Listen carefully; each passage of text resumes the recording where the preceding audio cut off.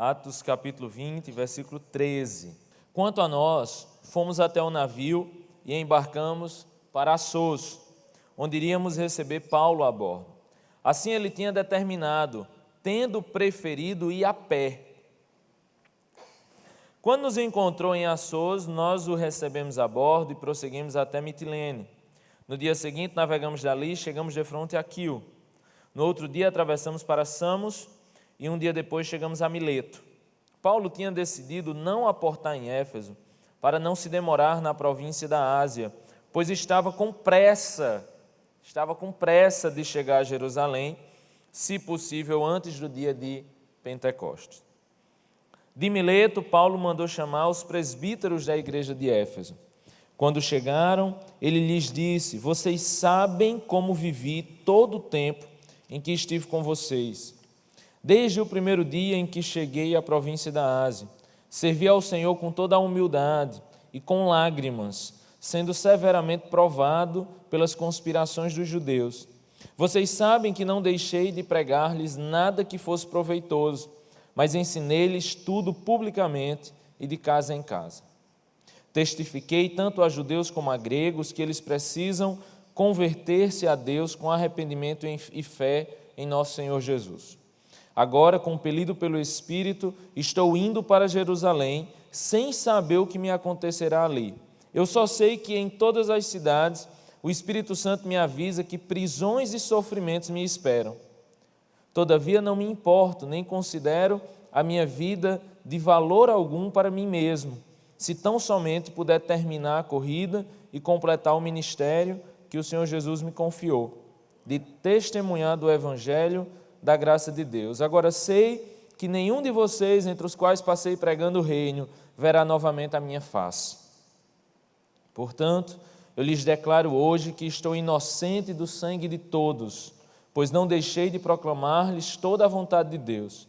Cuidem de vocês mesmos e de todo o rebanho sobre o qual o Espírito Santo os colocou como bispos, para pastorearem a igreja de Deus, que ele comprou com seu próprio sangue. Eu sei que, depois da minha partida, lobos ferozes penetrarão no meio de vocês e não pouparão o rebanho. E dentre vocês mesmos se levantarão homens que torcerão a verdade, a fim de atrair os discípulos. Por isso vigiem, lembrem-se de que durante 3 anos jamais cessei de advertir cada um de vocês disso, noite e dia, com lágrimas. Agora eu os entrego a Deus e a palavra da sua graça, que pode edificá-los e dar-lhes herança entre todos os que são santificados. Não cobicei a prata, nem o ouro, nem as roupas de ninguém.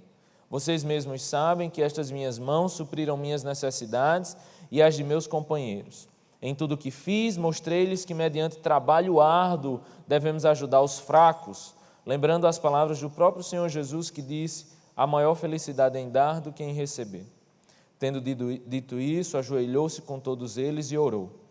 Todos choraram muito e, abraçando-o, beijavam. O que mais os entristeceu foi a declaração de que nunca mais veriam sua face. Então o acompanharam até o navio. Vamos orar? Senhor Jesus, louvado seja teu nome, ó Deus, pela tua palavra, Senhor, pela tua graça, ó Deus, pela vida, ó Deus, desses homens, como o de Paulo, ó Deus, que são nuvem de testemunhas para a nossa vida, Senhor. Abençoa para que a gente possa aprender dessa palavra, ó Deus, que o Senhor possa, ó Deus, nos tirar das nossas zonas de conforto, ó Deus, e que a gente possa viver uma vida exemplar como a vida do nosso apóstolo Paulo. Senhor, obrigado por tudo, que o Senhor nos abençoe e fale aos nossos corações, em nome de Jesus. Amém. Gente, esse texto é um texto muito conhecido, né? A gente tem estudado o livro de Atos esses dias e na ideia do Pentecostes, que é com certeza o marco da igreja. A gente vive a era do Pentecostes, a era do Espírito Santo. E no estudo da era do Espírito Santo, uma pessoa sempre se sobressaiu nesse livro. Eu lembro que eu preguei aqui há algumas semanas sobre a conversão desse homem, de Saulo, depois conhecido como Paulo. E agora, se alguns domingos eu falei sobre a sua conversão, nesse domingo, nesse último domingo, a gente vai falar sobre os passos de Paulo antes da morte. É interessante que Paulo ele segue uma caminhada para Jerusalém, assim como Jesus fez a sua caminhada para Jerusalém. E ele fez essa caminhada em direção à morte, assim como Cristo. Assim como Cristo ia com seus discípulos para o matadouro, Paulo ia com seus amigos, passando pela última vez nas cidades que ele amava, nas cidades onde ele plantara igrejas. Lá está Paulo caminhando, velejando com seus apóstolos, pregando em todos os lugares e se despedindo de todas as pessoas, porque, como diz ele está indo compelido pelo Espírito Santo para Jerusalém, para que lá ele pudesse padecer pelo Espírito Santo, padecer em Jerusalém, padecer em nome do Espírito Santo, padecer pelo seu ministério, pela obra do Senhor. É muito interessante isso. Aí, nessas viagens de despedida, acontecem algumas coisas. Antes desse texto que a gente leu, por exemplo, Paulo prega um dia inteiro em uma cidade, a ponto que um menino ouvia a pregação de Paulo do terceiro andar e caiu do terceiro andar de sono. Só que quando ele cai do terceiro andar, Paulo vai lá e ele ressuscita. A diferença é que se você dormir no culto e morrer, eu não vou lhe ressuscitar. Depois desse episódio, Paulo continua sua peregrinação, mas antes de chegar a Jerusalém, ele vai a Mileto, para que ele possa se despedir dos presbíteros de Éfeso, que estava ali a mais ou menos 48 quilômetros da cidade onde ele estava. E nisso, gente, preste atenção, esse texto é extremamente importante. Esse texto é o único discurso de Paulo registrado para crentes. Se você ler o livro de Atos, você vai ver que em nenhum momento você vê um discurso de Paulo para crentes. Todos os discursos são evangelísticos, ele é evangelizando reis, ele é evangelizando judeus, ele é evangelizando gentios. Mas nesse momento, esse texto que nós lemos é o único texto registrado onde Paulo ele faz um workshop de liderança. Paulo ele chama os líderes da igreja de Éfeso e diz: chame-os, porque eu vou morrer, eu estou partindo, eles não verão mais a minha face, e agora eu quero que eles aprendam comigo como encerrar a carreira que Deus me deu. Eu estou agora encerrando a minha carreira, eu já plantei inúmeras igrejas, eu já vivi muito tempo no meu ministério, o Espírito Santo está me levando para Jerusalém para ser morto, e agora eu quero reunir os líderes da igreja, porque eu quero dar as minhas últimas palavras para ele. Esse texto que nós lemos são as últimas palavras de Paulo para os líderes de uma igreja. Então esse texto, com certeza, ele tem muito a nos falar. O tema da mensagem de hoje é completando a carreira no poder do Espírito Santo, completando a carreira que o Espírito Santo nos deu. Paulo ele estava aqui completando, finalizando a carreira que Deus o deu, mas antes disso ele nos dá alguns conselhos. E aí eu queria tirar pelo menos 3 conselhos desse texto que Paulo nos dá. Vamos voltar para ele?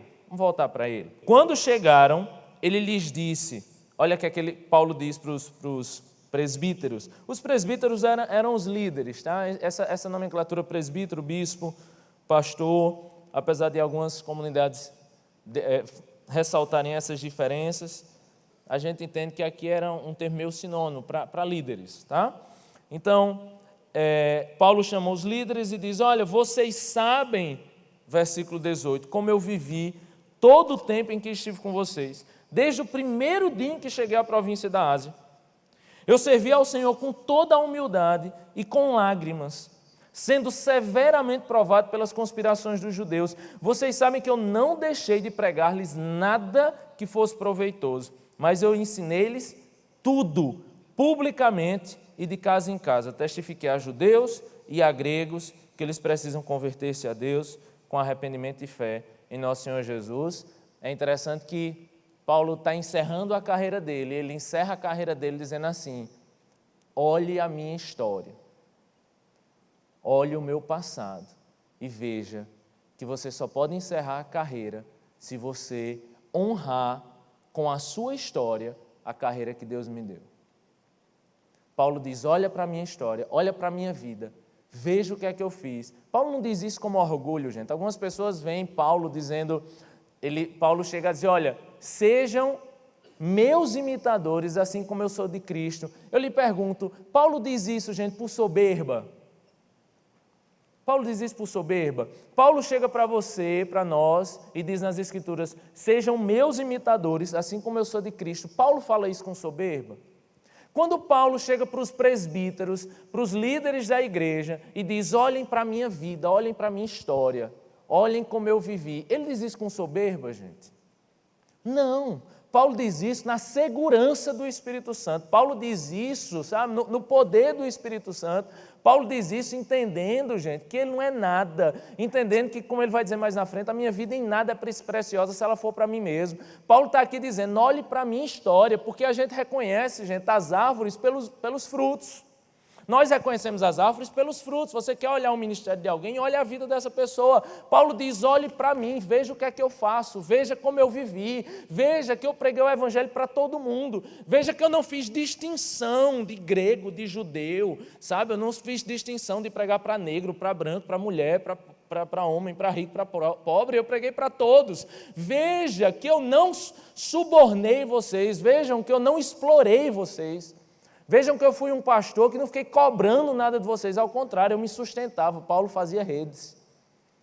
Paulo fazia redes para que não pudesse ser pesado às igrejas, sabe? Ele disse, olha, veja se em algum momento eu subornei vocês, vejam se em algum momento eu desprezei vocês, eu discriminei vocês, veja se em algum momento eu deixei de pregar alguma palavra para vocês. O que Paulo está dizendo aqui, gente, é o seguinte, ele não está aqui sendo soberbo, ele está aqui dizendo o seguinte, se você quer completar a sua carreira no Senhor, complete com a dignidade de poder chegar nos últimos dias da sua vida e abrir o seu passado e dizer, olha, na misericórdia de Deus, eu cumpri o meu chamado.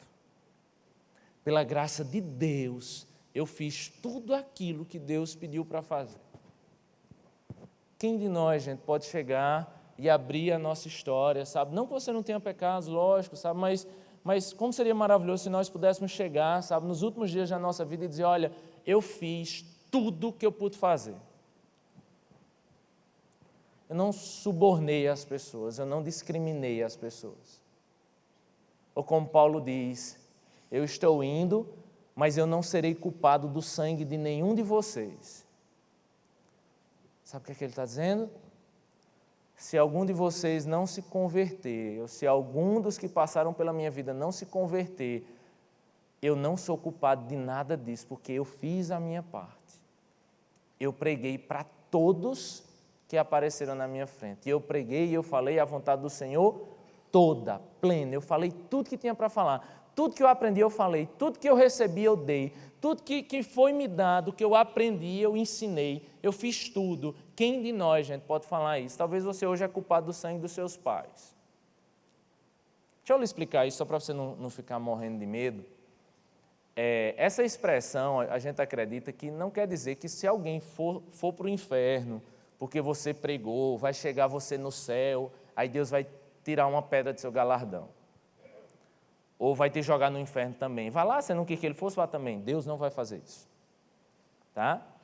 Essa culpa aqui não é que você vai ser punido por alguma coisa. Não, até porque Deus não precisa de você para que ninguém seja salvo. Deus precisa que o evangelho seja pregado. E se você não pregar, Deus vai usar outra pessoa que queira fazer isso. Mas você não vai poder chegar como Paulo e dizer, olha, eu não sou culpado pelo sangue de vocês. Eu preguei para todo mundo que estava na minha frente. Eu trabalhei com alguém do meu lado, eu pregava para essa pessoa. Se eu tive a oportunidade de conviver com alguém da minha família, né, que é quem a gente tem mais contato, ou se eu tive o privilégio de conviver com uma pessoa, quer seja por dias, quer seja por horas, quer seja até por minutos, eu falei do Senhor para ela.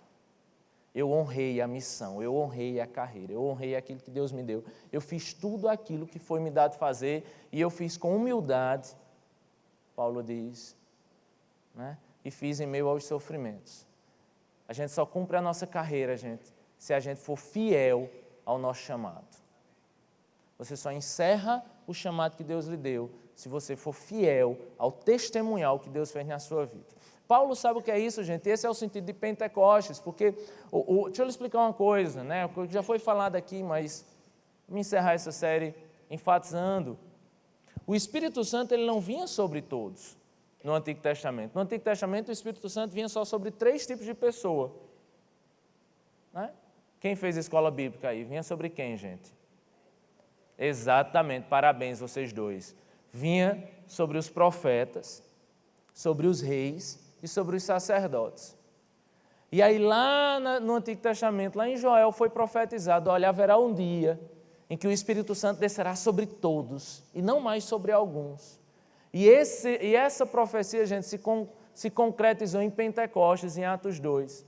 Essa profecia, ela se concretiza e ela dá uma das bases da fé reformada, do protestantismo. É a ideia do sacerdócio universal, é a ideia de que todos nós hoje temos o Espírito Santo. Todos aqueles que se converteram têm o Espírito Santo. E se todos aqueles que se converteram têm o Espírito Santo, todos que têm o Espírito Santo têm dons. E se todos nós temos dons, nenhum de nós tem desculpa para não pregar o Evangelho da nossa forma. Você, quando alguém lhe procura, você é um ótimo conselheiro. Isso existe. Você é aquela... Normalmente isso é com mulher, né? Mulher gosta dessas coisas, né? Isso é uma benção. Ah, mulher, o meu namoro acabou, o meu casamento está mal, né? Aí tu faz, vem cá, mulher, a gente conversa. Aí você é aquela pessoa que conversa, sabe? Que os outros choram, o povo gosta de chorar no seu ombro. Aí você faz, meu Deus, como eu tenho um talento para fazer, eu vou fazer psicologia.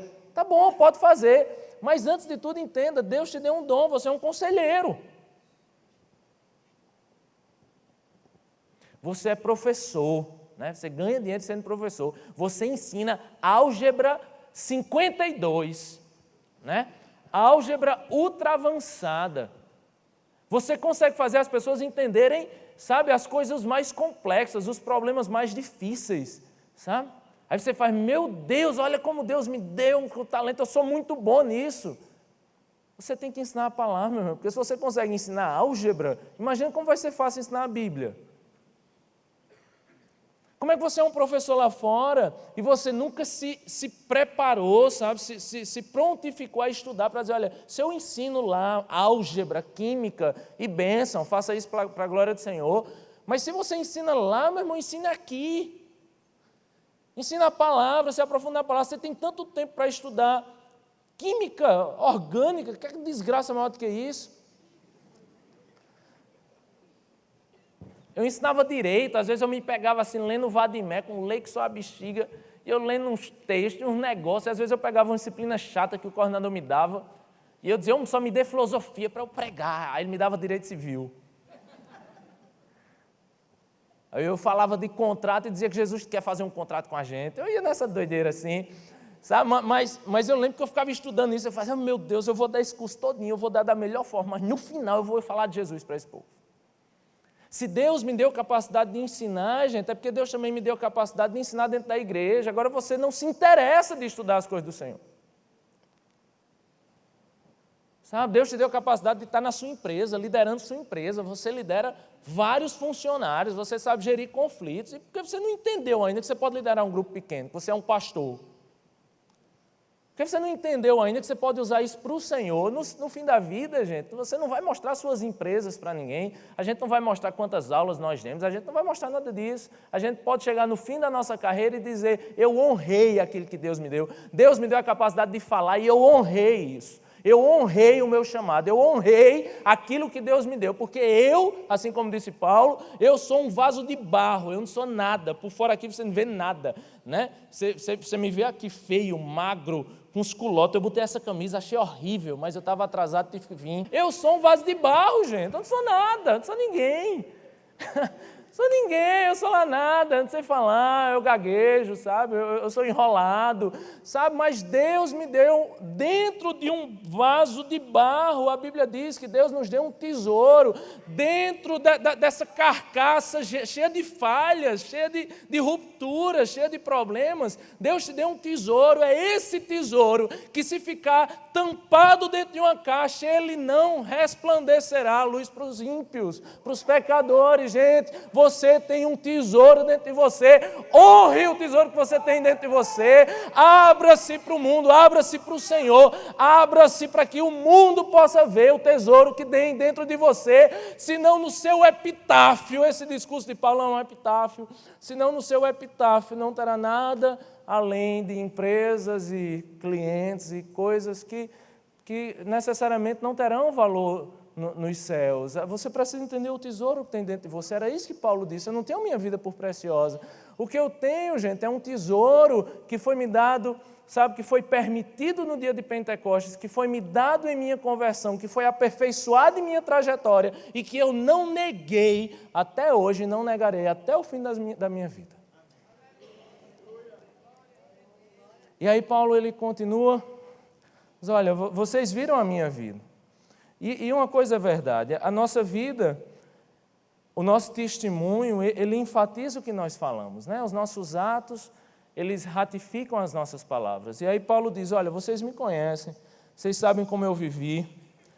E aí no versículo 22 ele diz: agora, compelido pelo Espírito Santo, isso é muito maravilhoso, compelido pelo Espírito Santo, eu estou indo para Jerusalém, sem saber o que me acontecerá ali.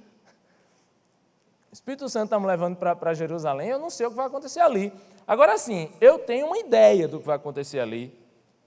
Está no versículo 23. Eu só sei que em todas as cidades o Espírito Santo me avisa que prosperidade, né, dinheiro me espera.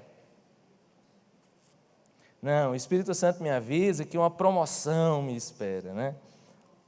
Não, está errado. Versículo 23 ele diz: o Espírito Santo me avisa que prisões e sofrimentos me esperam.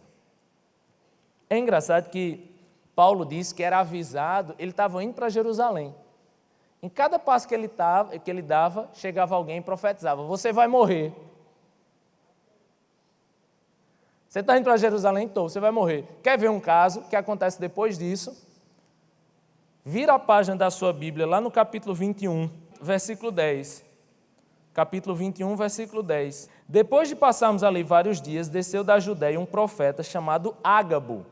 Gente, Ágabo é um ótimo profeta.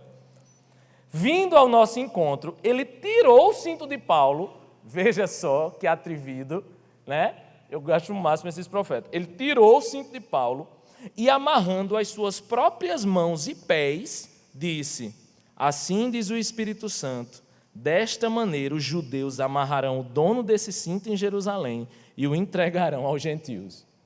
Olha que legal, você está passeando, aí alguém diz: a paz do Senhor, irmão, aí você diz aleluia, aí o irmão diz: eu tenho uma profecia para vos dar. Profecia gosta de dar no vos, né? Eu tenho uma profecia para vos dar. Aí você diz aleluia, ele faz: tira o cinto. Aí tiro, eita que ele vai cortar o laço, né?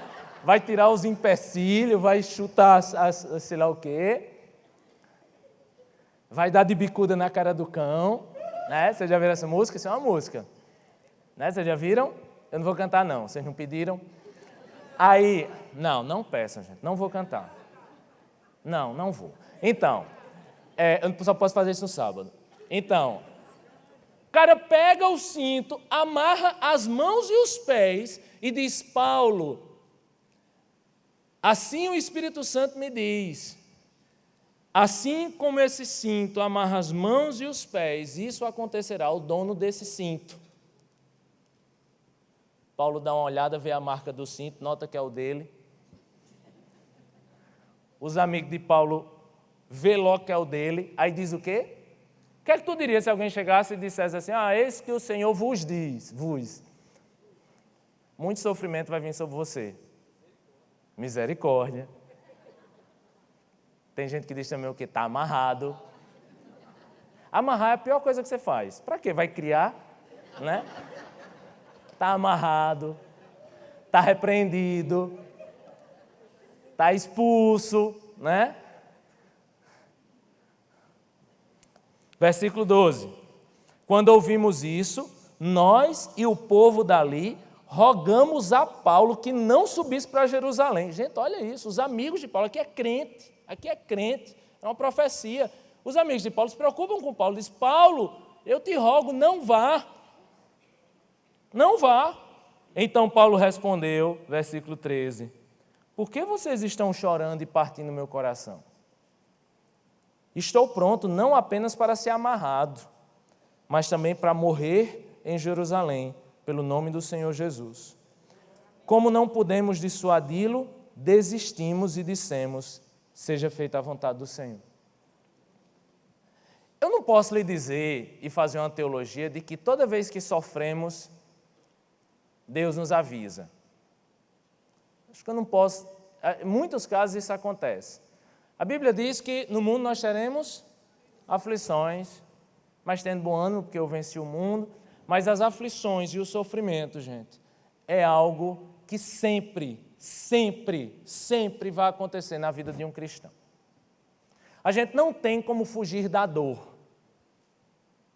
A gente não tem como fugir do sofrimento. Mas uma coisa eu sei: Deus, pela sua misericórdia, em alguns momentos nas Escrituras, e o próprio Paulo diz isso, que Deus avisava sempre que algo ia acontecer.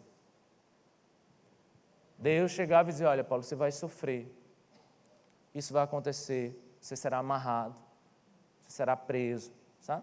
E em muitos outros momentos nas Escrituras a gente vê o Espírito Santo avisando. Você podia dizer: Deus, se tu tem poder para avisar, podia ter poder para não fazer, né? Rick Warren, ele diz que Deus não desperdiça nenhuma ferida nossa. Os nossos sofrimentos, eles causam algumas feridas em nós. Mas essas feridas, gente, elas se tornam cicatrizes que nos faz crescer em meio à jornada. Deixa eu lhe dizer uma coisa. Se a vida cristã ela é uma carreira, assim como Paulo diz, cumprir a carreira, nessa carreira, cada vez mais a gente vai sendo provado com coisas da vida. E são as cicatrizes que nos ensinam e que nos dá força para continuar. Não despreze a dor, não despreze os sofrimentos, não despreze os momentos que Deus coloca na sua vida de tribulação. Em todos os momentos de tribulação, o seu posicionamento tem que ser, sabe qual? Deus. Deus. Deus.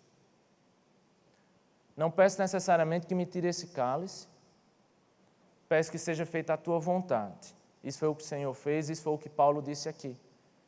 Mas normalmente quando eu sofro, quando eu passo por momentos difíceis, a minha oração, depois dessa de dizer: Deus, que seja feita a tua vontade, é: Deus, só me explica o porquê. Só me explica o que é que o Senhor quer que eu aprenda. O Senhor quer que eu cresça em que área? Nesses dias eu estava passando e ainda estou, muita dificuldade financeira. E eu dizia: Deus, qual é o problema? Aí Deus disse assim: dê o dízimo, safado. Deus fala muito bonito comigo às vezes, sabe? Estou vendo que você está suvinando o dízimo, Tiaguinho.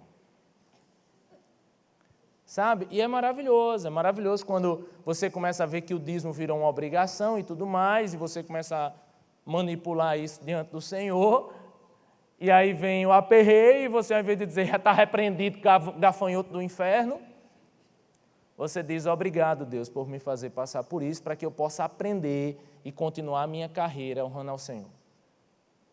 Paulo sabia que ia sofrer.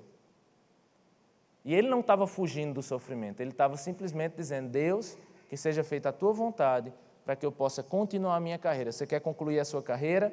Primeiro, honre o seu chamado. Segundo, aprenda com o sofrimento. E por fim,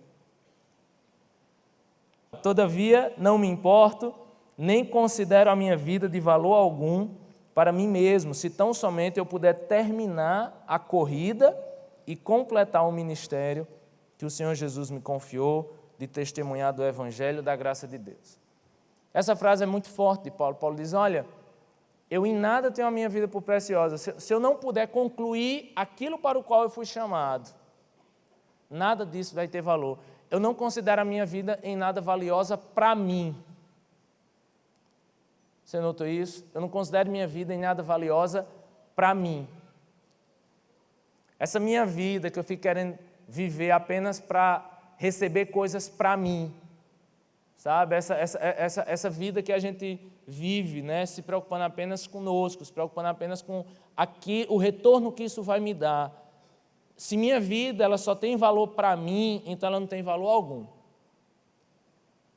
Aí é só agora você fazer a conta do seu dia, ver a sua agenda e ver quantos momentos da sua vida você vive para você. Em quantos momentos da sua vida você vive para você, para conseguir algo para você? Né? Em quantos? Agora, em quantos momentos você vive para abençoar o outro? Paulo diz, frase de Jesus, é muito melhor dar do que receber, é muito melhor se entregar do que viver uma vida só para mim. Em nada eu tenho a minha vida valiosa para mim se eu não puder cumprir a carreira que Deus me deu. Quantos momentos da nossa vida, a gente faz pelo outro? Sabe, é esse altruísmo que a gente tem perdido no meio da nossa jornada, sabe? A gente tem vivido um evangelho muito fast food, um evangelho muito à la carte, sabe? Um evangelho de ficar escolhendo o que quer, escolhendo o que é melhor para mim. Até nas coisas do Senhor eu quero escolher o que é melhor para mim. Né? Então eu escolho a mensagem que é melhor para mim. Né? Não, essa mensagem eu acho que vai ser boa para mim. Né? Então eu vou escutar, eu vou para esse culto para mim. Como se o culto fosse para nós. Né? O culto é para o Senhor. Em nada eu tenho a minha vida valiosa para mim. A minha vida ela só tem valor, gente, se for para os outros. A carreira que o Senhor nos deu, Ele nos deu para viver para os outros. Eu conheci um senhor, eu evangelizei esse senhor e ele se converteu aos 80 anos. Ele não sabia ler, um senhor muito velhinho e muito simpático, bebia muito, vivia aquela vida meio... Conhecia o evangelho, tinha esposa cristã, mas não queria saber mais de Jesus, tinha 80 anos. E eu lembro que eu evangelizei esse senhorzinho, né? E ele verdadeiramente se converteu. E aí ele virou, gente, o senhorzinho da recepção, era lindo, assim. O chamado dele era ficar na porta da igreja, sabe, na recepção da igreja. Aí eu já contei essa história.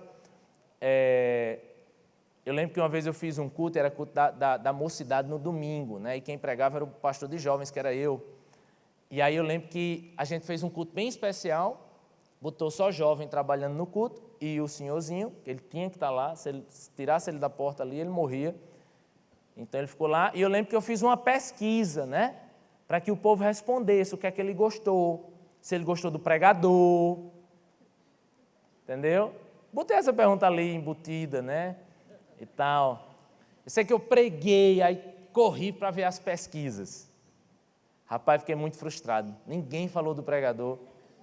Mas assim, umas 15 pessoas falaram do velhinho na porta que sorria todo tempo e tal. Né? E eu peguei e mostrei, muito envergonhado, né, com aquilo que eu tinha feito, eu mostrei para ele depois. Ele se converteu aos 80 anos, morreu aos 81. Ele teve uma carreira no Senhor muito curta, né? Antes de morrer, ele ficou bem doentinho. Eu lembro que a gente teve uns momentos de conversar. Em um momento ele disse assim, Tiago, eu dizia, olha, vai dar tudo certo, você não vai ficar bem, viu, não sei o quê. Ele disse, Tiago, eu só me arrependo de ter mudado minha vida tão tarde. Mas será que Deus vai olhar para esse meu único ano de vida e ele vai ver assim que eu tentei fazer o máximo, mas eu não consegui compensar os 80. Mas você viu, né, pastorzinho? Ele chamava pastorzinho. Mas você viu, né, pastorzinho, que eu fiz tudo que eu podia, né? Eu fez, meu irmão. Você fez. Você fez. Eu que estou todo errado. Eu que estou todo errado. Eu que sou jovem demais e fico escapando da minha carreira, sabe? Fico valorizando outras coisas na vida. Mas você fez certo, sim. Você tinha pouco tempo, sua carreira foi curta. Mas você fez tudo que podia no tempo que você teve. E nada minha vida será preciosa, gente, se ela for somente para mim. Ela precisa ser para os outros. Isso é uma carreira. Eu lembro que quando era de Patos, eu fui jogador, eu fui goleiro. E um dos melhores goleiros que o Sertão já teve. E é sério, eu era jogador, tenho uma altura, né? Não sou só bonito, né, gente? Eu também tinha agilidade e tal. E aí eu era jogador, sério, eu jogava num time lá em Patos. Meu sonho era jogar no Nacional de Patos. E eu lembro que era boy, chegou um olheiro do Flamengo e ele queria um goleiro. Nossa, eu fiquei muito empolgado com isso. Não fiquei empolgado por ser do Flamengo, mas uma hora o Palmeiras ia me descobrir. Então, a gente faz qualquer coisa, né, para crescer na carreira, até jogar no Flamengo. Então, eu estava lá no jogo, né, o olheiro lá olhando, que é a função dele, né, senão não era olheiro, e tem um momento que dá um chute assim do lado esquerdo, gente, e eu pulo, troco de mão, Veloso. Vocês lembram do Veloso? Não. Tá, Tafarel. E eu corro lá e pá, defendo a bola. Rapaz, foi uma defesa muito bonita. Que quando eu defendi, eu não acreditei que eu defendi. Eu falei, meu Deus. Aí o olheiro, eu olhei logo pro olheiro, né? Aí o olheiro chamou o técnico e apontou para mim assim, ó. Pronto, minhas pernas gelaram. Eu já estava me vendo morando no Rio de Janeiro, eu ia deixar minha mãe. Eu ia abandonar a escola, né? Eu ia jogar futebol. A Copa do Mundo estava muito perto, talvez não desse tempo. Eu sei, gente, que eu comecei a ficar nervoso. Aí o meu zagueiro recua a bola para mim, né? Recua para mim. Eu estava tão perdido, gente, tão perdido, que eu fui defender a bola. E eu fiz assim, ó, porque goleiro, para não vazar no meio das pernas, ele baixa o joelho assim, entendeu? Tá vendo? Você não sabia dessa, né? Mas agora você acreditou que eu era goleiro. Aí eu fiz isso, eu nem podia agarrar aquela bola. Acho que na agonia, depois que eu vi que era do zagueiro, eu tentei levantar, não sei, a bola quicou no meu calcanhar e entrou.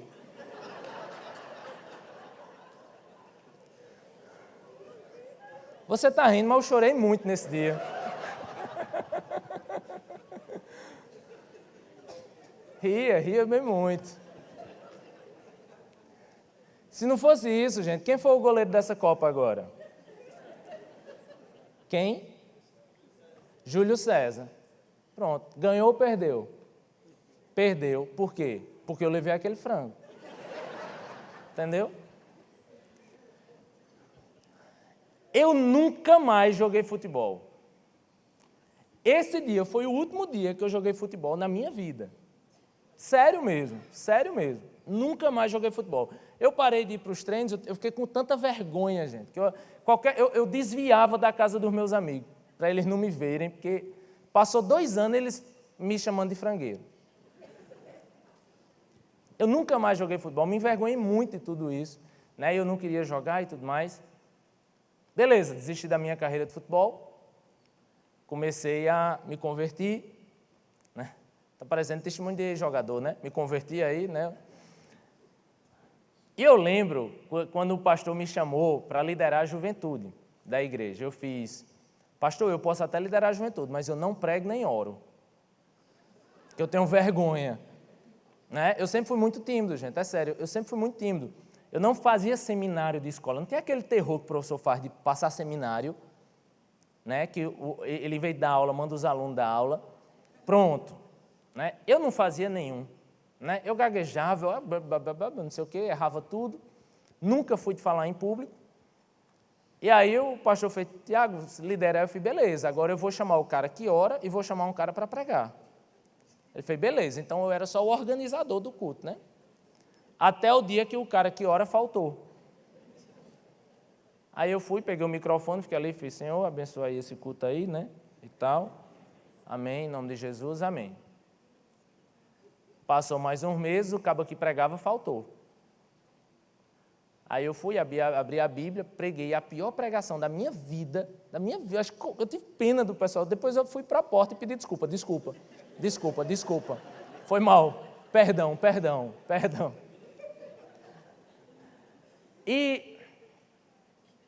Mas nisso, gente, eu recebi uma palavra do irmão, sabe? E esse irmão disse, Tiago, você tem vergonha de quê? Rapaz, eu sou muito envergonhado. Olha, minha carreira no futebol acabou de uma vergonha. Aí eu contei essa história do futebol, né? Aí ele fez,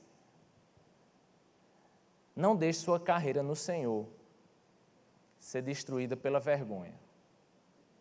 Assim como Deus fez Moisés pregar, assim como Deus usou um Josué, assim como Deus usou tantas pessoas nas Escrituras, Deus pode usar você. O que eu quero lhe dizer é que Deus tem a capacidade de nos usar de forma maravilhosa, em detrimento das nossas vergonhas, dos nossos medos, das nossas angústias. E o mais importante para o nosso epitáfio, para que você conclua a sua vida cristã, para que você conclua a sua carreira com Deus, é que um dia você possa chegar para todas as pessoas. Talvez a gente não tenha esse privilégio de sair se despedindo das pessoas antes de partir. Eu acho que isso é um privilégio, poder dizer umas palavras finais e tudo. Mas aí tem um filme que eu acho muito parecido com esse texto, né? Se você lembra que eu li no começo da pregação, que no final do texto os irmãos se abraçam com Paulo e choram. Por quê?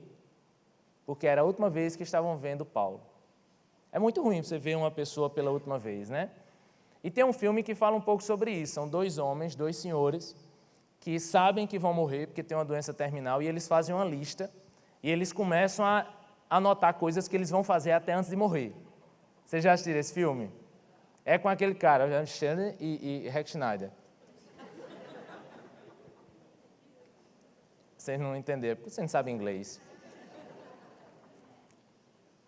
E aí tem uma música desse filme, eu queria que você passasse essa música para você, né? Solta aí, é a música que inspirou esse filme, né? E que tem uma mensagem bem legal sobre isso. Pode soltar.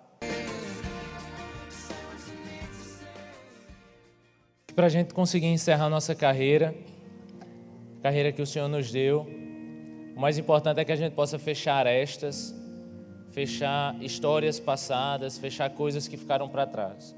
A coisa mais fácil do mundo é a gente discutir com alguém, brigar com alguém, é a gente fugir dos nossos problemas e deixar isso para lá.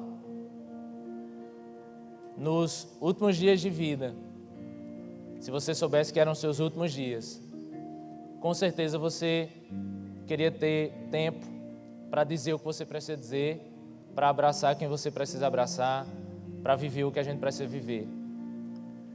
Não encerre sua carreira, não importa o tamanho dela.